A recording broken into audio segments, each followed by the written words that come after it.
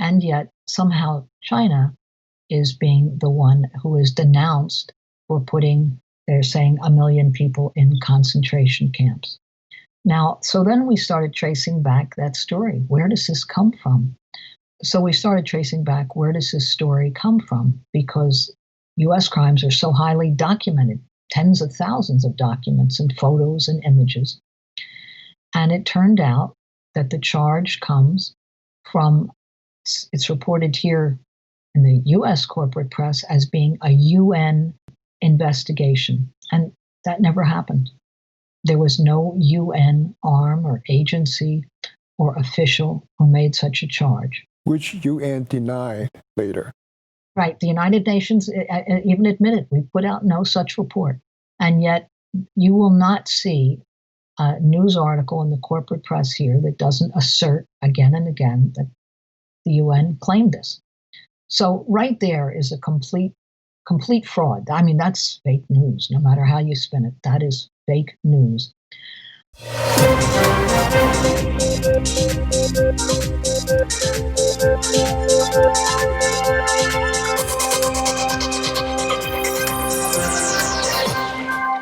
各位朋友你好，我是史东。在今天节目中，我为您请到的是一位在美国从60年代就从事了很多争取社会公平、争取社会平等、争取在世界上弱小国家的这个权势发声的一位非常有名的新闻人以及一位作家。他的名字叫做 Sara Flounders。 在今天节目中 Sara Flounders 跟我会聊很多方面的事情，我们会从最新的从伊拉克、从伊朗的最新和美国之间的危机，聊到他对新疆的一些看法，对香港的一些看法，都是从美国政府的行为的角度来评论这些事情，以及对于今天以后世界会是一个什么样子的状况，以及他现在努力的是一些什么样子的，是如何能够增进这个社会之间的老百姓的福祉的一些工作、一些做法，非常精彩的一段对话。现在我们就把 Sara Flounders 带进我们的画面之中。Welcome, Sara. Thank you for coming to our show. Good to be here talking with you. We have a very important news to talk about at the beginning of the new year. It's about Iran and Iraq and U.S. They killed one of the generals from Iran. Could you fill us in about what is going on as you understand it so far? Well, we are on the cusp of an extremely dangerous war, and we can only hope this won't go further, but the U.S.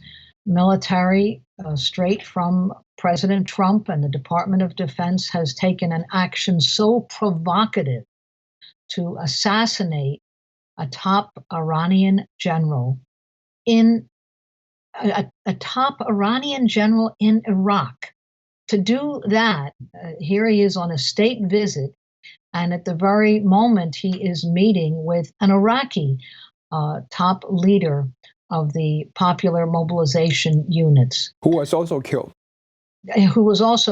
Now, a more provocative, criminal, illegal action is hard to even conceive.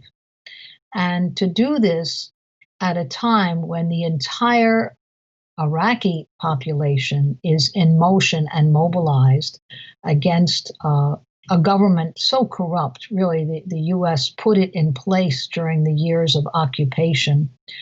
And then they've done everything possible to insult the very government they created.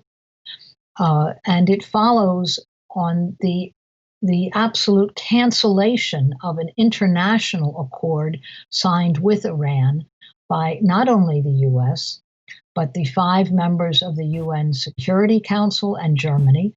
One action after another, and each one worse than the one before. It so aroused literally every current in Iraq that there was a march of thousands right into the green zone. And that in itself should send a message to the U.S. Here is the most tightly controlled security perimeter of the U.S. that the U.S. has in the world, and their entire empire. And the Iraqi units, who were considered loyal until that minute, simply opened the door and allowed this demonstration inside the green zone, which is simply layers and layers of blast walls and protective areas and checkpoints and guard posts. So the fact that this demonstration arriving and really setting fire to a part of the U.S. embassy, that sent a message. Now, the U.S. could take that message. It means that no base in Iraq at this moment is secure. All of them have the same Iraqi units guarding them. They should take the message. But instead, they've done something even more provocative. So I think this is only reaching worse and worse directions. The threats against Iran are every day, very open threats for a wider war. And this comes just after, and this is important, there were naval maneuvers in the Gulf of Oman that involved Iran and Russia and China. So you can see that there is a real global confrontation even shaping up, and it has to do with the continuing U.S. war in this whole region, this whole vastly wealthy, oil-rich, resource-rich region. There's been just decades of war against Iraq and sanctions and threats on Iran and involvement in Syria that literally decimated a third of the population were displaced and refugees, internal refugees in other countries. We could look at the 18 years of war in Afghanistan. The whole region has just been clawed apart by U.S. wars and what it's done to the cultures and the peoples and what they had built, to the educational and health levels, is just beyond description. And now it seems that there is a real determination to push for wider war. So this is a difficult day, I think, for anyone who is looking at that. And this is an area I've traveled to many times, been in Iraq and seeing what the U.S. did with sanctions and war and bombing, been in Syria and seen what the war had done in the destruction there. It really is, I think, a very difficult time. And been in also in Iran and seen that, at least as an area where that wasn't destroyed by war, they have accomplished a great deal. So, you can contrast it, what war does to countries, to the infrastructure and to the whole population. And yet every one of these areas is determined to resist another U.S. war. A natural question to ask at the beginning of the year of 2020 is that, where do you see things go from this point on? Is there even the possibility of not going into a war in a situation such as this right now? We can only hope so and do everything possible to mobilize against a war right here in the U.S., where there are demonstrations taking place tomorrow all across the country. I think 40, maybe 50 cities will have demonstrations tomorrow, protests, everything we can do to rally mass opposition on literally a day's notice. I think around the world, every country is sending messages urging caution and trying to pull back from the edge. But at the same time, we should recognize that the U.S. is sending thousands and thousands more troops to the area. And not only troops, but the big guns and the aircraft carriers. So as I say, it's a dangerous moment, but I think one where every voice counts.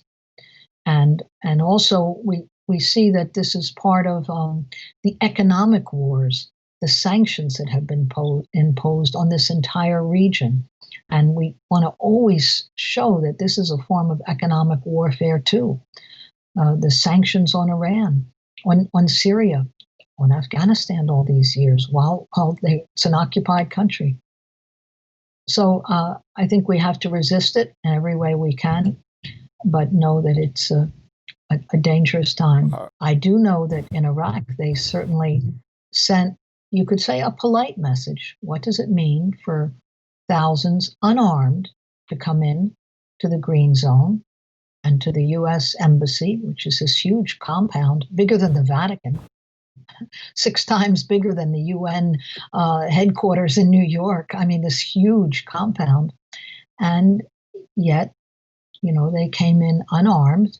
They brought mattresses and cook pots. They said, we'll stay here till the U.S. leaves. They have an encampment across the river. That's sending a very polite message. But where it goes from here, we don't know. Yeah, polite, but very, very loud message, in my opinion. Very loud message heard around the world. And what they were saying is we have the capacity now, and those who you thought would collaborate and protect U.S. interests are no longer willing to do so. If I were Americans looking at the situation, the scariest part is the security. Iraqi security is supposed to be loyal to the United States. Let the protesters in. Well, right. The U.S. thought they had a group of collaborators there. They set up a government that would always be unstable based on sectarian, religious, ethnic differences, all sorts of competing political parties, all kinds of groups they offered to be in on the take, and all sorts of money. So they created a corrupt, untenable situation, and they thought in that instability they could control the situation. Now they're finding that the duplicity is so enormous, they have no friends. And that is an important message. It really is. And I would think that any of the U.S. soldiers that are there or that are suddenly being sent around the world must look at this same thing and wonder what on earth they're going into, because the U.S. had to withdraw from its massive occupation. More than 1 million U.S. soldiers cycled through Iraq, and there was never a moment of security. So they really want to go back into that with an even more mobilized and angry population. This is how U.S. soldiers here get used again and again in these wars. Mm-hmm. I have probably a very stupid question. How did the U.S. get into this kind of situation? I mean, I know it requires a long answer, but you've been involved in the news as a reporter, as a writer, as an activist for a long, long time. I mean, can you even begin to let us know? Because the majority of my audience are Chinese. Overseas Chinese. So they're looking at it from a different angle. They cannot figure out why would any government or any country will let themselves get into this much trouble. I think the U.S. empire is now in enormous decline and decay. Its options are much smaller than in an earlier time. They're no longer the dominant, overwhelming power in the world. They have less to offer any country except weapons and war and military sales and some agricultural products, but very little to offer in terms of infrastructure and building. And it's a completely profit-driven system. There is no balance on it at all. And the control of the resources in the Middle East, the oil, gas, the people too, of course, has been a driving aim for the U.S. Now, the Iranian Revolution back in 1979 upset that. They wanted control of their own oil and resources, and from the first moment there was hostility, because before that, Washington had a very compliant puppet in place, the Shah of Iran. His overthrow and that huge uprising charted a different direction. That was back in 1979, and that's when the sanctions on Iran began, and the encirclement with U.S. bases, and the sabotage. Now, against Iraq, it was the same thing, that how to regain control of Iraq. Sanctions there began in 1990. a huge U.S. bombing and destruction, the Iraq War of 1991, where they targeted every food processing, every food warehouse, every industrial center in the country, along with bridges and infrastructure, and then refused to allow any material to rebuild. So this was Iraq through the 1990s. So there you have both Iraq and Iran, but still the resistance in Iraq didn't end, and so there was an all-out U.S. invasion of Iraq in 2003. I mean, when you think of it, 5 U.S. presidents have been involved in one war after the other in Iraq. So 2003, they rolled into Iraq, hundreds of thousands of troops, but they couldn't maintain any stability. And the casualties were astronomical and untenable. And there was a movement here in the U.S. that was growing stronger and stronger against that war. Now, just going a little further, they began sanctions on Syria. And by 2011, there was an all-out effort through the use of mercenaries, including mercenaries from Xinjiang, but from every country. There were almost 100,000 armed, equipped mercenary forces in Syria trying to overthrow that government. It was a staggering war. I just want to say, being in Syria during that time, 1/3 of the population displaced. There was a U.S. war in Libya, the country with the highest standard of living in Africa, the most modernized country. And after 7 months of bombing, when it was in complete smoking ruin, and then the assassination of Muammar Gaddafi, that was 2011. So if you look at what these wars have done in the region, one after the other, these aren't war. This isn't a trade war. This is military operation, and at the same time, economic war to completely shut down countries. And you can picture for civilian populations just caught in this, unable to get the most basic medicine and often food supplies. This has been vastly destructive in the entire region. And of course, I can't forget Afghanistan in this, another potentially enormously rich in terms of resources and raw material, and yet they have seen nonstop war. And that goes back to an effort at a revolutionary overturn in Afghanistan back in the late 70s. So the U.S. sent in every kind of mujahideen and forces to overturn the government. And then in 2001, an outright occupation. They have not been able to subdue one of the poorest countries in the world today. We could look at Yemen.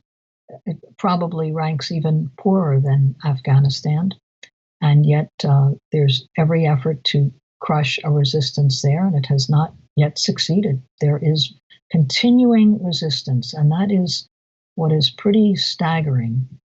Now, this is during a time, I want to say, because this is a Chinese audience that's watching, there was enormous development going on in China, modernization on a scale the world hasn't seen. So it does show that their choices, does billions and billions of dollars go for weapon systems and bombs and military occupation, or does it go for modernization? Does it go for raising the standard of living? Here in the US, the life expectancy is declining, and the healthcare is worse here than in any of the industrialized countries. The educational level is way down. So these are the choices. Where will resources be spent? It's destructive there, and it's destructive right here in the US. Will we build infrastructure? There's more immediate money to be made in war, in militarism, in oil company profits. That's what the banks want to do, maximize profit. And it's uncontrolled. capitalism. I mean, that's my view. I will give you, because I think there's real comparisons we could make as to what the last 40 years has been in China and what these same years have been here in the US in the wars that they have chosen to fight. There's no other country in the world that has 800,000 military bases around the world. You know, it's a military budget that's larger than the rest of the world put together. So these are the choices that have been made here because it's more profitable. What is that thing that burns you to want to go forward for all these years and never stops? I think I am genuinely inspired by new forms of creative resistance against enormous odds. You could look at tiny Gaza today, you know, smaller than so many cities of the world, and completely surrounded. And yet, whether it's through tunnels or slingshots, there is a determination to resist and build a new life. So when you see things like this, it has a profound impact. There are movements here in the US that are generations long to build unions, to make demands for improved lives. And these movements attract to them very determined forces. This is true everywhere around the world. So it's not me who's surviving. There are whole networks that survive, and if anything, are more in contact with each other today than at any time in human history. I mean, there's always been forms of resistance, right? There's always been demands for new and better world and better ways to cooperate. I think that is much more coming together than historically at times in the past. There is an awareness by a growing circle of people here in the US that we're living in a system that's so totally, hugely unequal and profit-driven that you have new generations coming up that are looking for, you know, how they can make different, stronger choices. So they're more challenging than I am. That's exciting too. Does it make your job easier, or it's pretty much the same? No, it makes it easier. I think there's more skillful people than I am, and angrier in some real levels too. I take a lot of heart when I look, even though it means different things to different people, but whenever they do these measurements among millennium here in the US, a majority are much more interested in socialism. Now, that wasn't true in my day when I was coming up. So that's an interesting development too, that there is more of an understanding of the limits imposed in a system that is strictly profit-driven, when that is the only measure. So anyway, I think there are changes in consciousness that are happening on a world scale too. On that note, let me take a little detour. What do you wish for in the next presidential election? Well, the problem here in the United States is you have two major political parties who are both committed to a system of war. And that is a real problem. Certainly, Trump represents the ugliest forms of racism, of trying to mobilize crowds to cheer and applaud, putting migrant children in cages. You know, that is a horror to watch, and a direct appeal to the most reactionary forces. But the difficulty in the US is that the Democratic Party overwhelmingly always votes for the military budget. Even when they make demands for health care or jobs, they vote for the very thing that takes it all away. So that's a real problem. Personally, I place more confidence in the grassroots movements that come up from below than the just tens of millions of dollars that people pour into these election campaigns personally and contributions, hoping that they can vote for a better choice. Also, I always have to laugh. I think U.S. elections, a tiny, not even half the population here votes in U.S. elections, but the elections are imposed on almost the entire world. I mean, the news cycles, it's like that's all that's happening sometimes when they're going on. It kind of cancels out political changes that are happening in other countries where there might be a lot more participation in democratic processes than there is here. So at least what you wish for is what? Well, what I wish for is more challenges to the two-party system, and also for using the electoral system as a way of making at least demands.